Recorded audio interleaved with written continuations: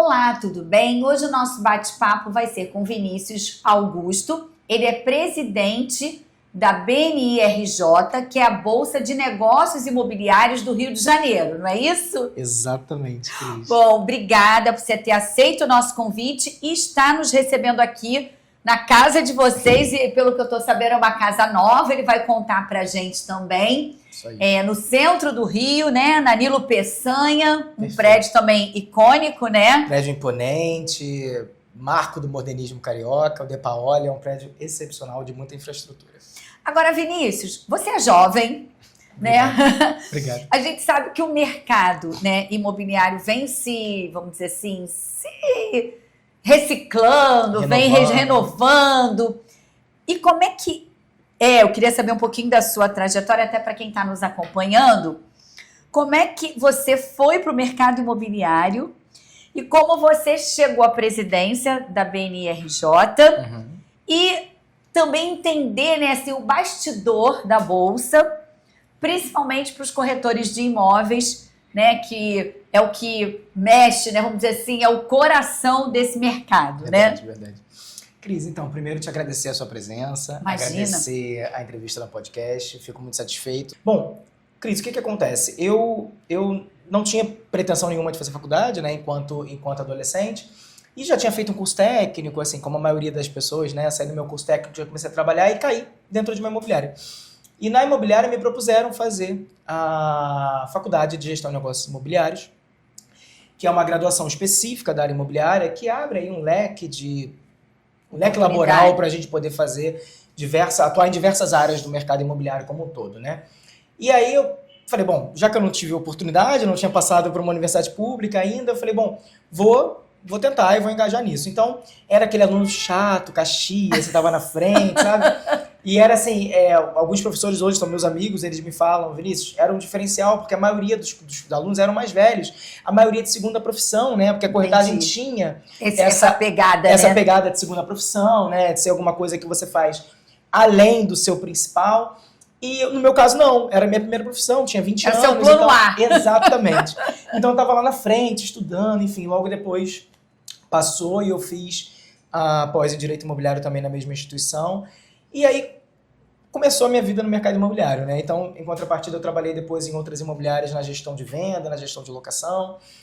Antes de ser corretor de imóveis, efetivamente, de chão de rua, né? De chão de fábrica, como a gente diz. Porque, na verdade, eu já era inscrito no Cresce, já pagava o meu Cresce normalmente, mas eu não tinha essa experiência de rua, né? E depois de um tempo, eu passando por outras empresas, eu fui para uma outra imobiliária trabalhar efetivamente com corretagem e alugando para expatriados de multinacional. Foi um momento muito bacana da minha vida, assim, que eu conheci áreas maravilhosas da cidade, que eu realmente tinha muita vontade, muito entusiasmo de conhecer.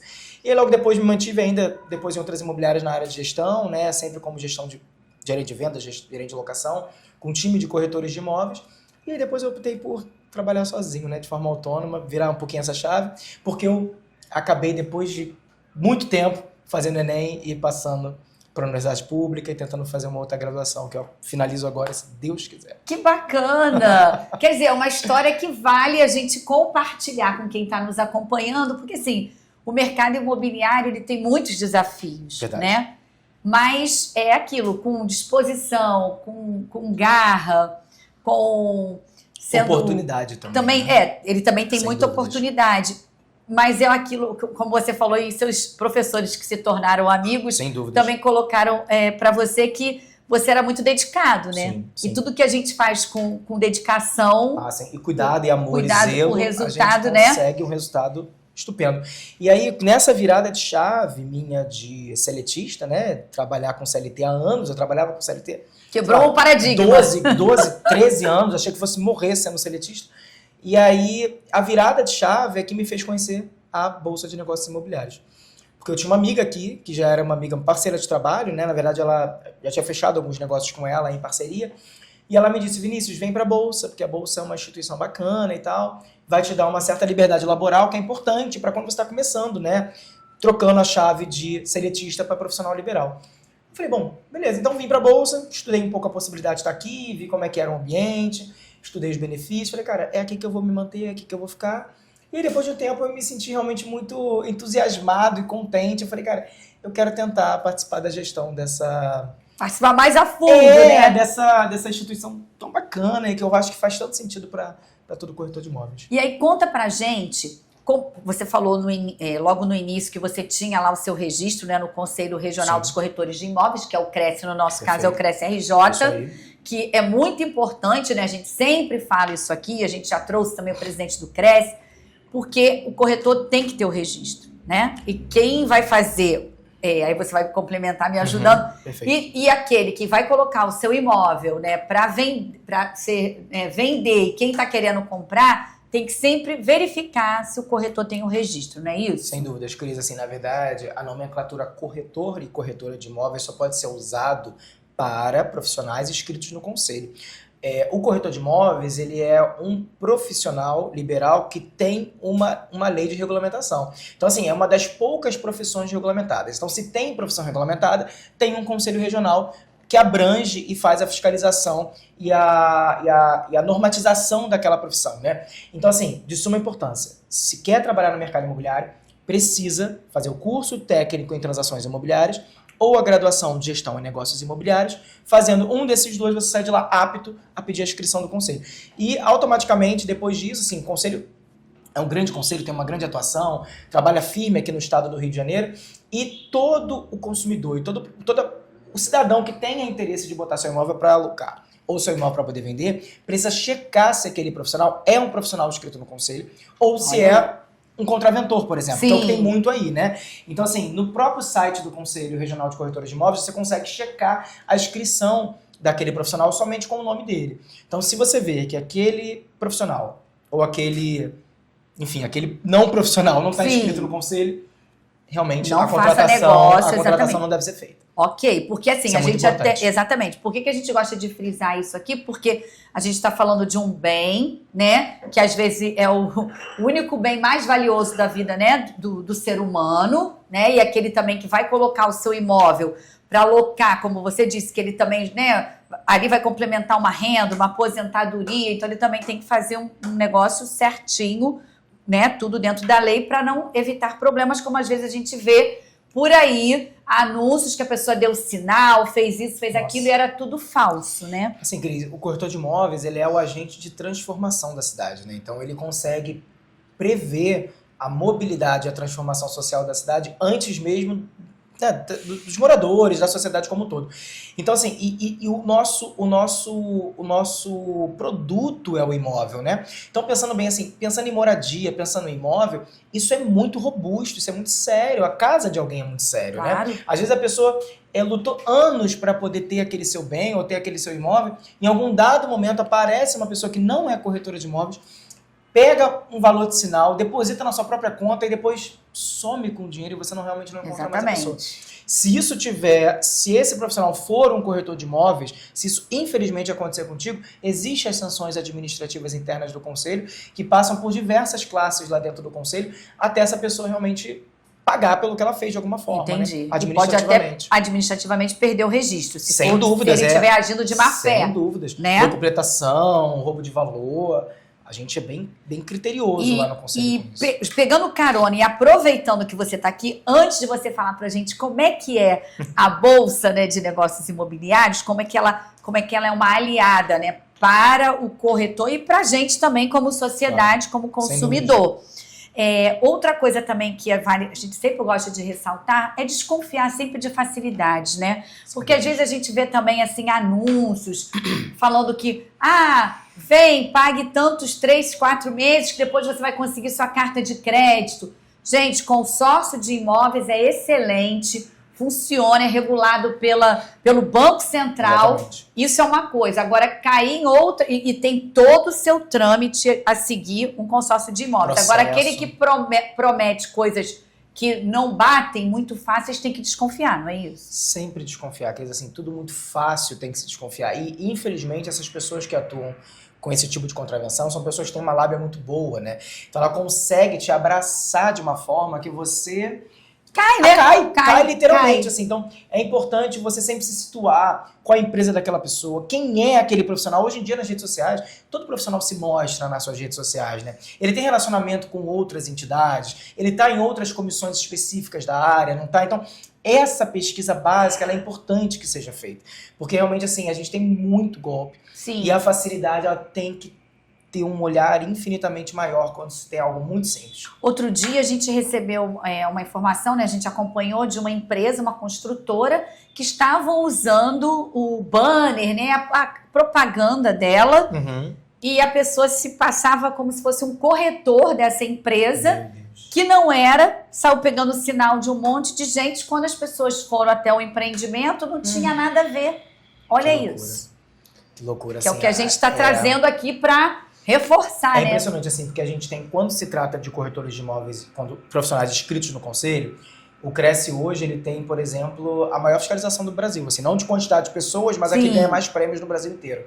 Então, assim, a gente tenta atuar de forma muito maciça nisso. Eu digo a gente porque eu faço parte do conselho, sou conselheiro também do Cresce, e eu tiro muito meu chapéu para fiscalização, que são pessoas, assim, são 16 ou 17 fiscais no estado todo, e é uma atuação muito resiliente, assim, papo de chegar em algum local que não é legalizado, ser recebido a tiro, por exemplo. Olha isso. Tem que levar a polícia. Então, assim, é um trabalho de muito hercúleo que os profissionais da fiscalização do conselho fazem, assim. Então, tem que sempre ter o olhar atento e alerta para o que está acontecendo. A gente tem a comissão de ética e fiscalização profissional no conselho, que é mais ou menos a primeira instância administrativa do conselho, né? Eu sou, inclusive, coordenador de uma dessas turmas, e eles recebem realmente bastante processo, assim, aí no caso de corretores de imóveis, né? Sim. Que aí fazem besteira, como qualquer outro profissional pode fazer besteira. Claro, então, no âmbito administrativo, eles são julgados, assim. Corretores que recebem a caução e não devolvem ao final, né? Porque a caução tem que ser reavida ao locatário ao final. Recebem sinal na sua própria conta e no final não existe imóvel, não existe proprietário, não existe nada. Então, é muito importante ter atenção no profissional que você está lidando. Entendi. Bom, gente, por isso que o programa de hoje vocês têm que ficar ainda mais alerta para as dicas que o Vinícius vai trazer para a gente. Agora ele vai contar um pouquinho do bastidor da Bolsa. Perfeito. Como a Bolsa, como nós como consumidores, né, podemos usufruir da Bolsa e o corretor, né, principalmente. Perfeito.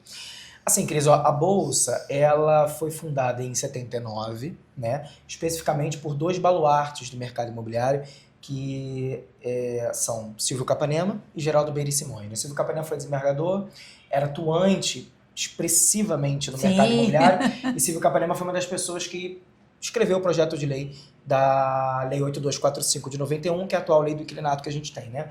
E Geraldo Beire Simões também participou do Código Civil de 2001, enfim, são duas pessoas muito atuantes no mercado imobiliário, juntaram com outros corretores interessantes que precisavam, né, de uma associação que fosse um braço, e também com alguns donos de construtoras que também tinham interesse nessa melhoria do trabalho do corretor de imóveis. E aí fundaram a Bolsa de Negócios Imobiliários, e hoje a gente tem duas vertentes, né?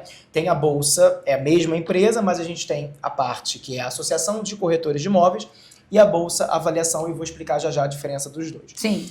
A Bolsa Associação de Corretores de Imóveis é uma associação na qual os corretores se associam e pagam uma mensalidade e usufruem de alguns benefícios. E a parte de avaliação é onde a sociedade pode contratar a Bolsa para fazer um parecer técnico de avaliação de algum dos seus imóveis, ou qualquer uma pessoa jurídica também pode contratar a Bolsa. Tá. E aí, ou seja, com essa divisão, a Bolsa atende todos, né? Ela abraça os profissionais e a sociedade civil, perfeito. Isso? É isso. E como é que os corretores veem isso, né? Assim, porque a gente sabe que a corretagem vem, como é que se fala, se modernizando bastante, né? Antigamente, como você colocou, era aquela profissão, a segunda opção para o complemento de renda e tal. E hoje, quer dizer, já há algum tempo, o plano A mesmo. Né? Para algumas pessoas passou a ser o plano A, né? E para muitos jovens também, né? Sem dúvidas.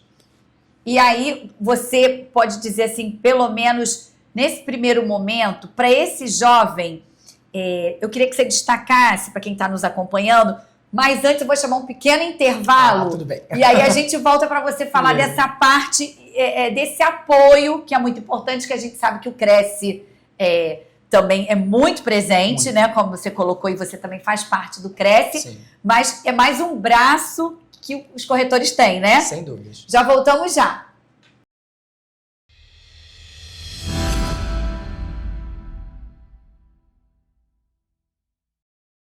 E voltamos com o Vinícius, da BNRJ, e agora ele vai falar para a gente os benefícios, né, para o corretor e para nós, né, da sociedade civil. Assim, detalhes, né, que como ele comentou no primeiro bloco, ele falou até de avaliações, que não é só avaliação imobiliária. Vem com a gente agora. Então, Cris, assim, ó, hoje o corretor de imóveis, para anunciar imóvel, ele paga muito caro nos portais de anúncio, né? Então, quando você está no guarda-chuva de uma associação, 1979, uma associação antiga que tem tradição, a gente consegue alguns benefícios junto a essas outras instituições que o corretor depende efetivamente, né? Sim. Como os portais de anúncio. Então, a gente tem um grande guarda-chuva de anúncios junto à maioria dos portais importantes. E aí, quando o associado entra na bolsa, ele tem a possibilidade de pagar R$10 por anúncio. Então, assim, é muito interessante para um corretor que tem mês que tem 20 ofertas, mas tem mês que ele tem 2, 3. Então, assim, eu vou pagar um valor absurdo por um plano se eu tenho somente 2 ofertas, por exemplo. Sim. Então, é interessante porque esse é um benefício crucial, acho, né? E como corretor autônomo, é importante frisar também que ter um domicílio, um escritório como domicílio é muito importante. Então, o corretor associado da Bolsa, ele consegue incluir o endereço da Bolsa como seu domicílio. E isso traduz muita credibilidade para o consumidor, né? Sim. Quando você tem um endereço fixo. Então, aqui é um endereço fixo de 100 corretores. Então, isso é muito bacana, assim, sabe? Então, esse back-office serve também para o corretor em algum dado momento, entre uma visita ou outra, vou parar ali, vou imprimir um documento, vou, sei lá, escrever alguma coisa no computador, sempre precisa de alguma coisinha. Sempre. E para além desses benefícios, a gente tem também assinatura eletrônica, tem a reunião online também incluída, que durante qualquer tempo, você não tem limite. E além disso, o que eu acho também muito importante e crucial é a assessoria jurídica. A gente tem um escritório pesado de advocacia, no qual o corretor de imóveis, que está, por exemplo, estou fazendo uma escritura, tem uma dúvida crucial do mercado imobiliário. É pró-solvendo ou pró-soluto? O que eu faço? Nesta situação, ele manda um e-mail para a Bolsa, a gente manda para o escritório manda um parecer específico. Para quem é corretor autônomo, que às vezes não tem muito envolvimento com o direito, só sabe efetivamente como, né, dentro da sua atuação, dia ali, o arroz com feijão, isso é muito interessante. Com certeza. E assim, qualquer outra grande associação do mercado tem esse parecer jurídico que eu acho algo importantíssimo, assim, para quem está iniciando. E o mais importante, tá, Cris? A parceria. Porque se eu sou corretor de imóveis atuante em Copacabana, não necessariamente eu sou atuante na Barra da Tijuca, por exemplo. Sim. Ou não sou atuante no Caxambi. Na Bolsa você tem 100 corretores e cada um tem a sua atuação específica no estado do Rio de Janeiro. Então, se você tem um cliente em Paquetá, eu tenho um corretor de imóveis que é o Rei de Paquetá, ele vende todas as casas de Paquetá, o meu cliente investidor vai poder comprar uma casa em Paquetá tranquilamente, porque eu tenho um corretor parceiro lá. Sim. E por regras da Bolsa e por regras do nosso código de ética, ele é obrigado a dividir a comissão 50-50. Como tem que ser. E assim, coisas que já lá fora, principalmente nos Estados Unidos, Exato, é muito comum, não é? Muito comum. Então, eu acho que essa ideia veio muito a partir até dessas próprias franquias, né? Que fazem esse trabalho em rede, né? Então, esse trabalho em rede é crucial e a gente precisa fomentá-lo. Então, quando você entra na Bolsa, você consegue fazer parceria com diversos outros corretores de imóveis e troca, e network, e entendimento de mercado. A gente tem desconto, a gente é apoiador institucional de diversos eventos do mercado imobiliário. Então, a gente consegue desconto para acesso, a gente tem desconto para pós-graduação, enfim. Tem muitas coisas em rede que a gente consegue fazer. Muita coisa aqui na Bolsa importante para quem está nos acompanhando, né? E é corretor, para também ter esse acesso. Porque aquilo, né? Você não consegue também abraçar o Rio de Janeiro todo. E tendo esses parceiros, é melhor dividir do que não ganhar nada, né? Sem dúvidas. E a Bolsa tinha, os mais antigos, que estão aqui desde 79, eles falam que existia em um determinado tempo, dos anos 80, a chancela de dizer, eu sou o corretor da Bolsa. Então, se você era corretor da Bolsa, você tinha essa credibilidade por você ser chancelado por um código de ética específico, por serem profissionais selecionados e tal. Sim. Hoje é aberto para todos, passa por um rigor seletivo, né? A gente faz toda uma seleção, passa por uma entrevista no Conselho de Ética, enfim, passa por tudo isso. Tendo a possibilidade de entrar, você consegue usufruir de todos os benefícios. Poxa, que bacana. E além disso, a gente estava comentando aqui também, você falou no bastidor e você falou também no primeiro bloco, sobre aqui vocês têm a parte da avaliação também, né, na Bolsa. Como funciona isso? Explica pra gente. O departamento de avaliação aqui da Bolsa é um departamento muito tradicional, né? Como a Bolsa já tem bastante tempo, essa tradição já vem por conta, né? Então, a gente tem a Bolsa emite pareceres de avaliação que são normatizados, chancelados pela normativa da BNT. Então, todos os pareceres que saem daqui saem normatizados pela BNT. E o que é interessante na Bolsa é que esse parecer é multidisciplinar. Ele é analisado juntamente pela nossa comitiva de engenheiros, arquitetos e corretores de imóveis. Então tem a participação do corretor também. Eu acho que essa multidisciplinaridade, desculpa, mas aqui no Rio não vejo isso aqui. Tá. Ou você consegue uma avaliação somente por um engenheiro, ou você consegue uma avaliação somente por um corretor. Aqui existe essa multidisciplinaridade, onde a gente consegue emitir um parecer técnico, feito a diversas mãos, pelo menos a 6 mãos, para que a gente possa conseguir emitir o melhor parecer para o nosso cliente final, né?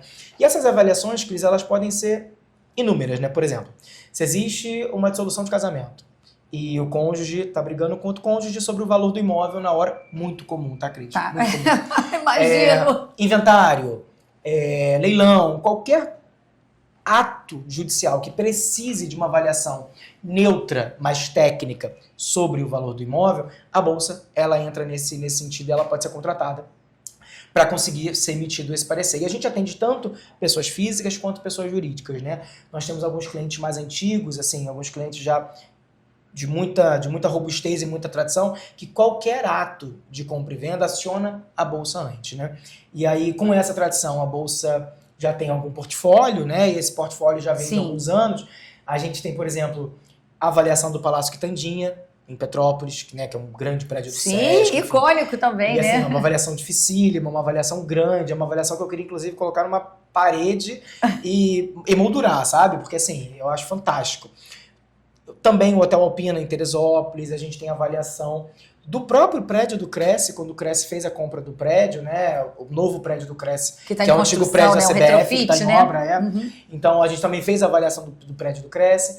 E a massa falida da Varig, parte da massa falida da antiga Varig, que não é só de imóveis, né? A gente isso que eu ia perguntar. A gente avaliou equipamentos, avaliamos qualquer outro tipo de avaliação, a Bolsa também faz. Então não é somente imóveis. Então a parte de equipamentos, a parte de máquinas também, também é avaliado pela Bolsa. Bom, eu não sabia, acredito que vocês também não sabiam. E outra coisa que eu queria perguntar, às vezes, por exemplo, a gente até mesmo quer saber o valor real do consumidor final, real do seu imóvel.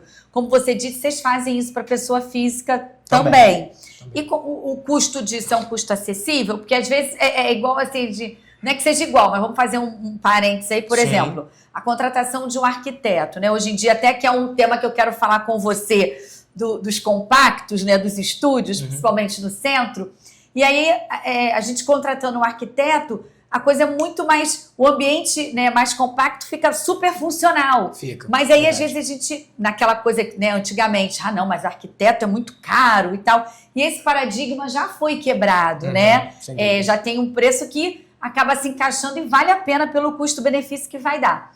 E no preço de vocês, né, também é nesse sentido? É uma coisa mais acessível? Assim, a gente depende muito da dificuldade da avaliação em si, né? A gente agora está indo para Recife fazer uma avaliação, por exemplo, então é uma distância, então tem custo de deslocamento, enfim, etc. Mas quando o consumidor final ele tem interesse em saber quanto custa o seu imóvel, ele pode tranquilamente contratar um engenheiro, contratar um corretor de imóveis ou contratar a Bolsa de Negócios Imobiliários, que vai te dar uma avaliação multidisciplinar e isso eu posso garantir 98% que o nosso valor é o melhor valor de mercado hoje atualmente.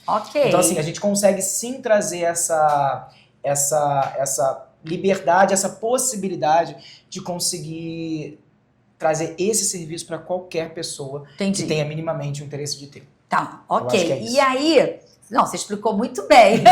E aí eu queria ver com você o seguinte, a gente está no centro, né, do Rio, como a gente falou no primeiro bloco. Sim. E como é que vocês estão vendo esse movimento, né, do centro do Rio, né, com os planos Reviver Centro 1, Reviver Centro 2, Rua da Cerveja, tem o próprio Porto Maravilha, e a gente está aqui quase coladinho ao prédio da Caixa, né, que vai se transformar num residencial, né? Então, como é que vocês, como profissionais, né, e você como presidente, né, da Bolsa de Imóveis, você vê isso, Bolsa de Negócios Imobiliários, você enxerga o potencial dessa região?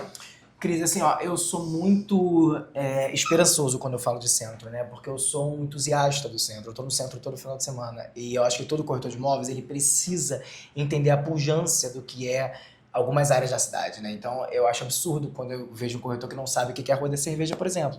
Que não sabe, por exemplo, o que é o samba da Rua do Senado, sabe? Então, assim, Sim. independente do que você gosta ou você não gosta de saber, você tem que saber que existe. Até por causa dos seus clientes, Porque você né? é corretor de imóveis, você vende os malefícios e os benefícios da cidade, né?